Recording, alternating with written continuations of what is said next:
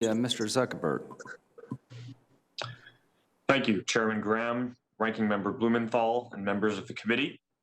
At last month's hearing, I spoke about the role internet platforms play in supporting democracy, keeping people safe, and upholding fundamental values like free expression.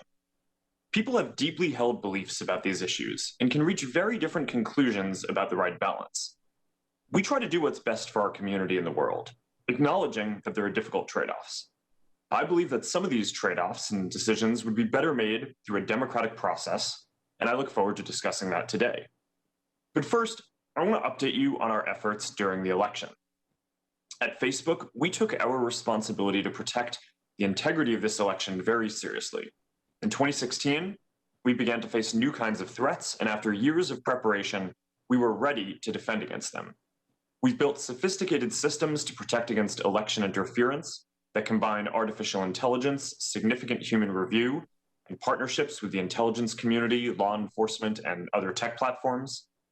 We've taken down more than 100 networks of bad actors who are trying to coordinate and interfere globally.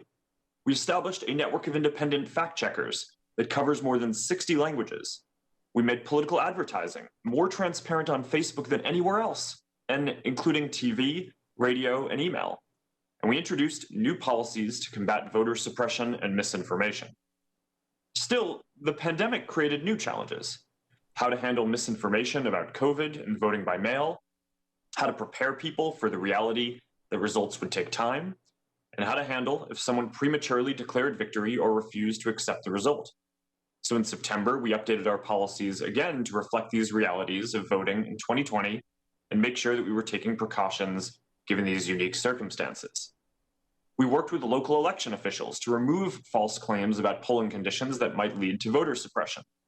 We partnered with Reuters and the National Election Pool to provide reliable information about results.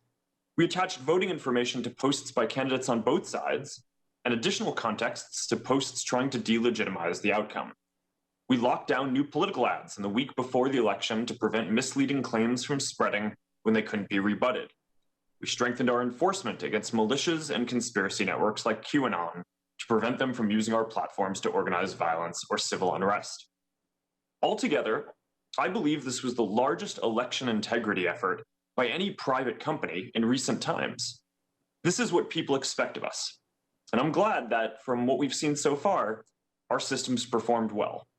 But election interference remains an ongoing threat that will never fully be solved, so we continue to improve with each election.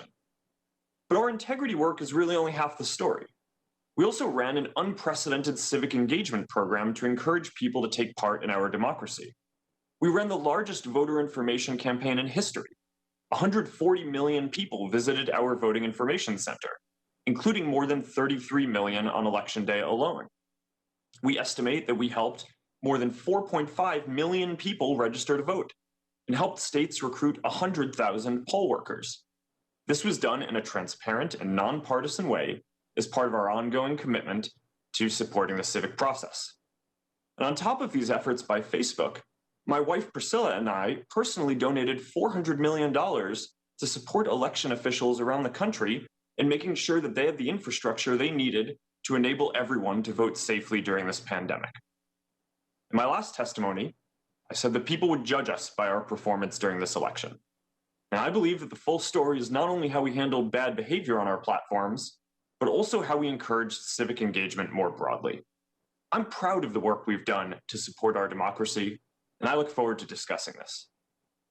I also welcome the opportunity to discuss internet regulation. I believe we are well overdue to update the rules for the internet around content, elections, privacy, and data portability. There are important questions here, including who should be responsible for what people say online. For any system to work, I believe there needs to be a transparent process that people feel they can trust. And this will be difficult, especially since our country is so divided, but I believe it's the only way to address these issues for the long term. The challenges that we face are deeper than any one platform. They're about how we want to balance basic social equities that we all care about, like free expression, public safety, and privacy. This is why I believe we would benefit from clearer guidance from elected officials, and I look forward to discussing this today. Well, thank you both.